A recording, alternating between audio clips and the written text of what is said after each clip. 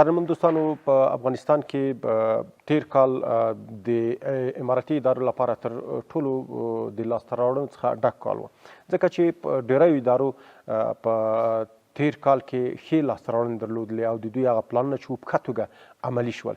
د دې ډلې څخه یو د تخنیکي او مسلکي زده کړو اداره ده چې دوی په تیر کال ډېرې مهم لاسته راوړنې درلودلې چې له نیکه مرغه نن زموږ سره په خپرونه کې د همدغې ادارې وایند ښاغلی نجیب الله امین میلمه ده چې دوی سره پرې خبرې کوو او د دوی هغه لاسته راوړنې به هیوادوالو ته به د دوی په واسطه وښیو چې کومې لاسته راوړنې نوموړې ادارې درلودلې. تاسو ښه راغلاست وایم امین صاحب، ډېره مننه زموږ بلنه منلې او تاسو ته په چارو کې بریا وغواړو او ښکلې روژه ولرئ. تاسو هم مننه، تاسو هم کور مو ودان. ډېره مننه کوم. امین صاحب محترم، لکه څنګه چې مخکې یادونه وکړه، موږ تقریبا د زښته زیاتو ادارو له مسؤلینو سره بحث کړی دی. د دوی ټولو هغه ویل دا و چې په تېر کال کې موږ ښې لاسته راوړنې وي او هغه پلانونه چې د کال په سر کې طرحه کېږي هغه په ښه توګه عملي شول. ستاسو د ادارې پلانونه څنګه عملي شول او کومې لویې لاسته راوړنې درلودې؟ الحمد لله وکفا والصلاة والسلام علی عباده الذین اصطفا، اما بعد. کمال صاحب، تاسو ته د ملي راډیو تلویزیون ټولو همکارانو ته، لیدونکو او اورېدونکو ته السلام علیکم ورحمة الله تعالی وبرکاته.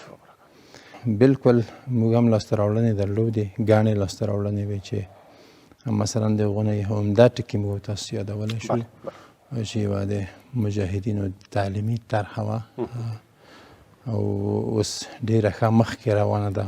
د مجاهدین ملګري پاتې شوي وو د درسونه، نو دوی ډېر خوشحاله دي. اوس تخمینا د 20,000 څه کم، یعنی دقیق آمار اول ورځ چې موږ ته په لاس راغی 14,600 کسان وو.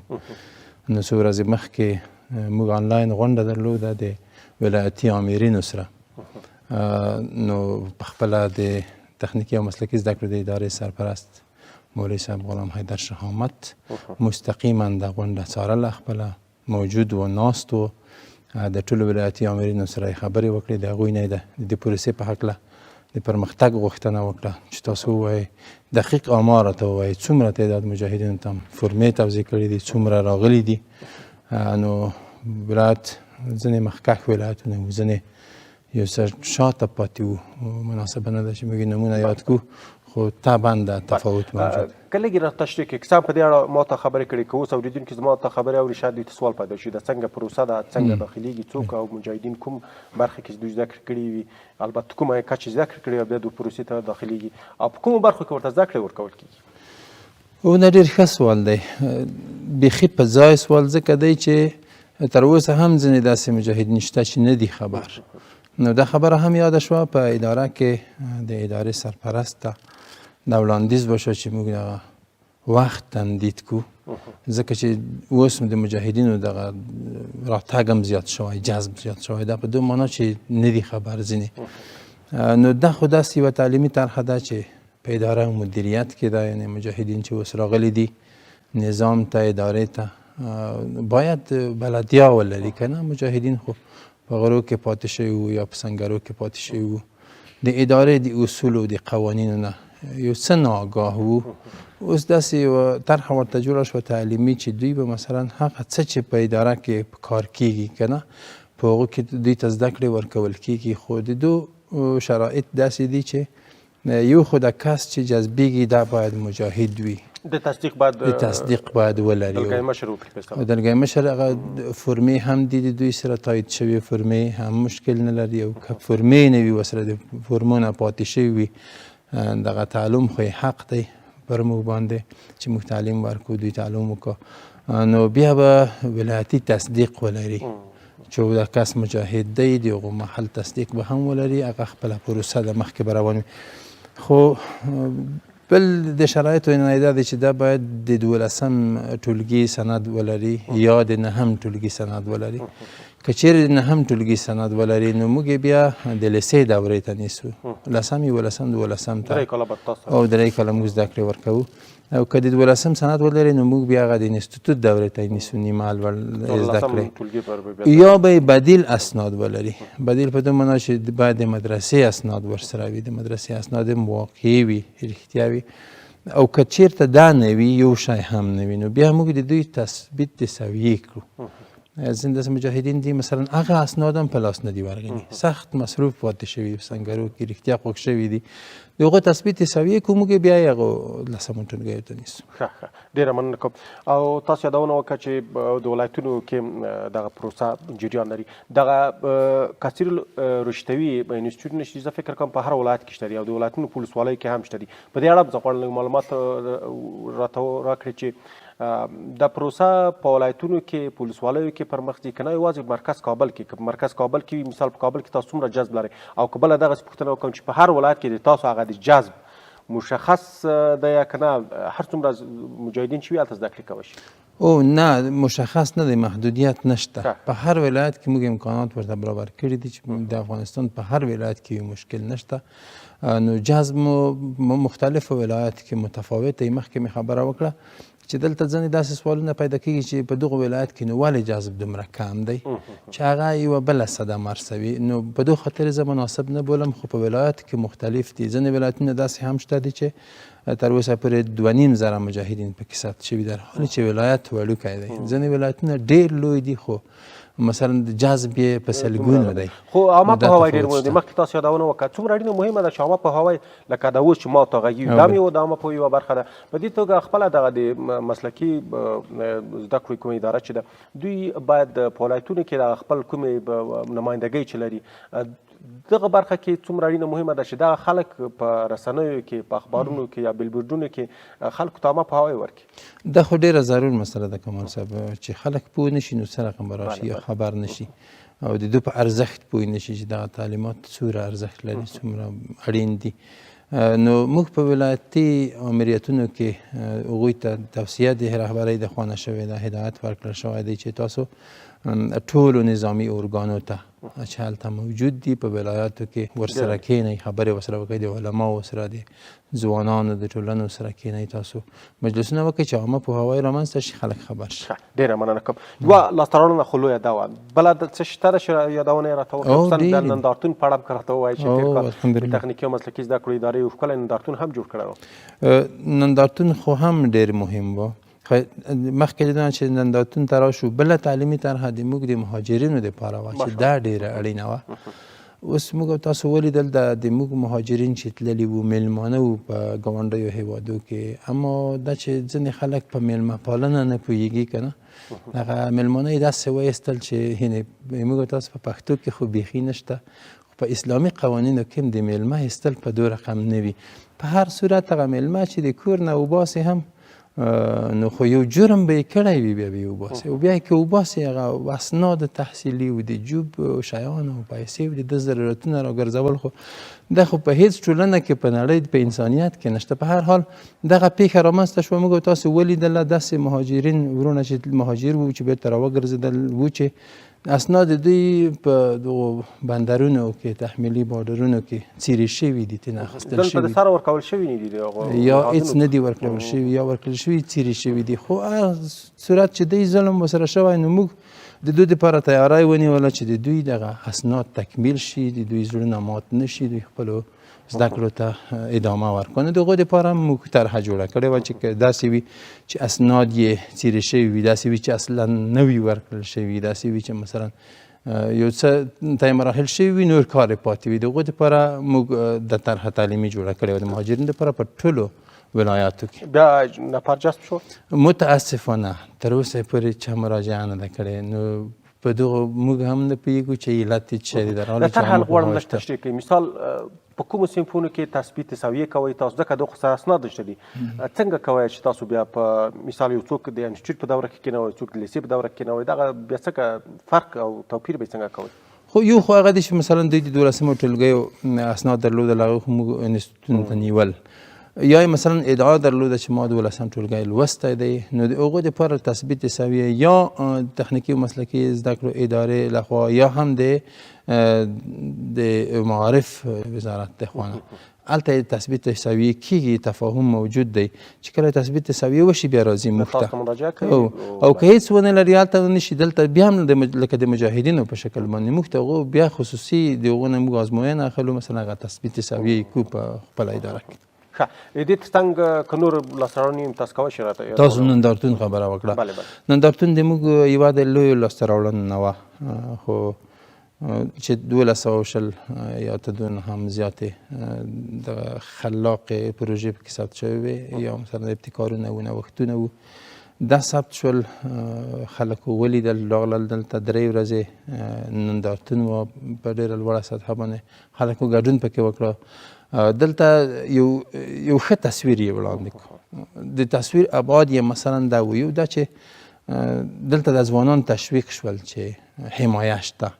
متاسفانه په پخوا وختو کې داسې پیښه شوې په بار باندې چې یو سړی به مخترع و یا به خلاق و یا یو فکر د ځان څه درلود، هغه به ترور شو یا به تهدید شو، یو څه به وشول، هغه به د هغو کار نه پاتې شو. خو اوس الحمدلله چې اسلامي امارت بریالی شوی دی، غږ یې کړی، غېږه یې خلاصه ده چې هر څوک هر څه د ځان څه لري، که فکر وي، طرحه وي، عمل وي، هر څه چې موجود وي موږ یې حمایه کوو.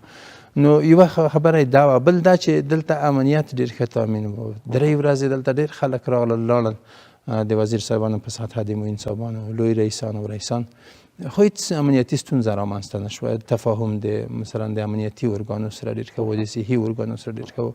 دلته د صحت وزارت هم ښه مرسته کړې ده، هغه موجود و دلته په ساحه کې، هېڅ داسې څه پېښ نه شول.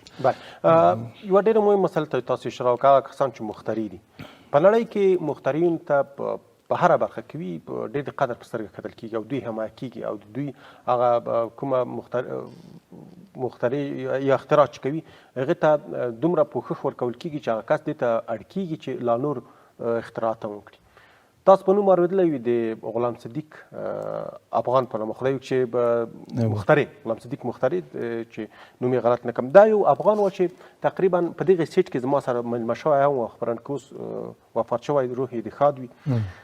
دې کس تقریبا تر 300 پورې اختراعات کړي وو، خو بیا هم په همدغې سیټ کې د سترګو څخه اوښکې راووتې. دوی ویلي چې متاسفانه ماته هېڅ حکومت هم، البته د امارات نه مخکې دا کیسه ده، د امارات څخه تر څه مخکې دوی ویلي هېڅ حکومت هم ماته دا توجه ونه کړله چې زما یوه اختراع هم د ما ملاتړ او دغو ډېرې جالبې عجیبې غریبې اختراعات وو چې کړي وو. په هر صورت زه اوس راځم، دغسې کسان چې په افغانستان کې اوس نوي ځوانان دي یا په هره برخه کې دوی اختراعات کړي وي، خپله د تخنیکي او مسلکي زده کړو ادارې تر کوم حده حمایه کړي دي؟ که یې حمایه کړي دي په کوم پروسیجر دوی د دوی څخه حمایت کوي تر څو د اختراعات ته لا پسې پراختیا ورکړي؟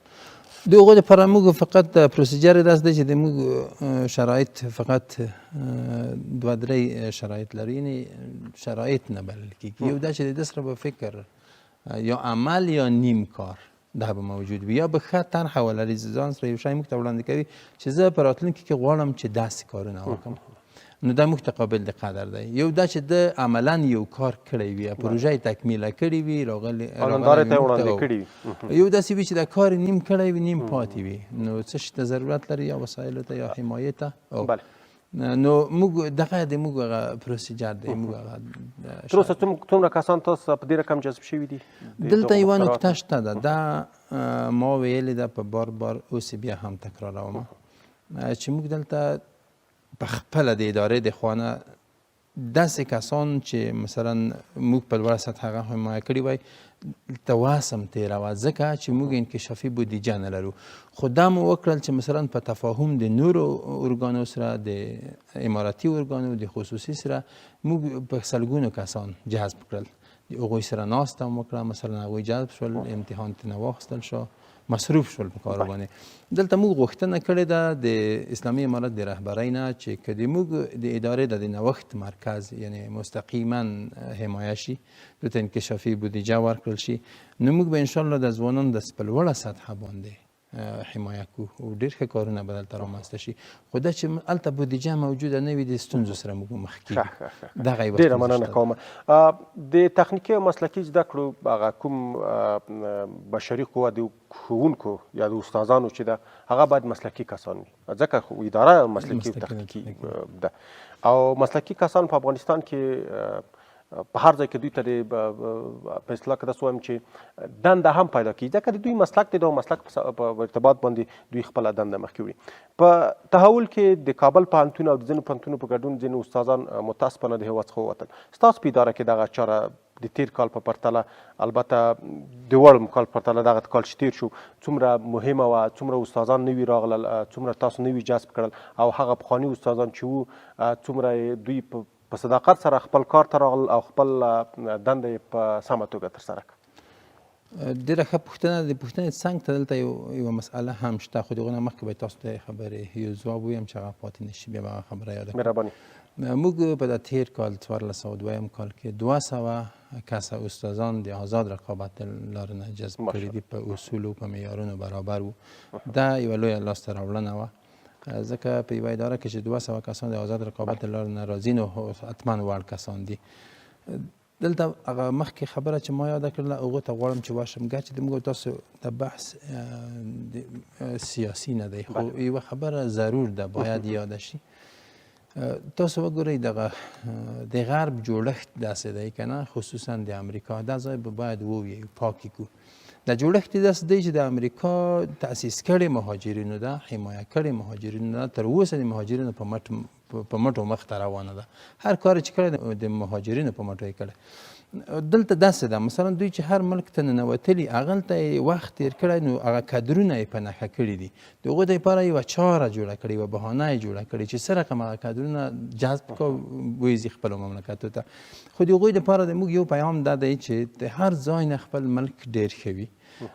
نو هغه کسان چې د دوی نه تللي په یوه هر رقم ذهنیت چې ورکړل شوی دی هغه خو نشته. دلته ثابته شوه چې هیڅ هم نشته. په دا دریو کالو کې څه کم هیڅ داسې پیښه نه ده رامنځته شوې چې د موږ یو وړ کس یو استاز یو مخکې کس با نفوذ او عالم په هر فن کې چې وي نه ترور شوی نه تهدید شوی نه مثلا تبعید شوی دی. هیڅ ستونزه نه ده پیښه شوې نه ده ثبت شوې بیخي. نو د هغوی دپاره یو پیغام دا دی چې هغوی راشي.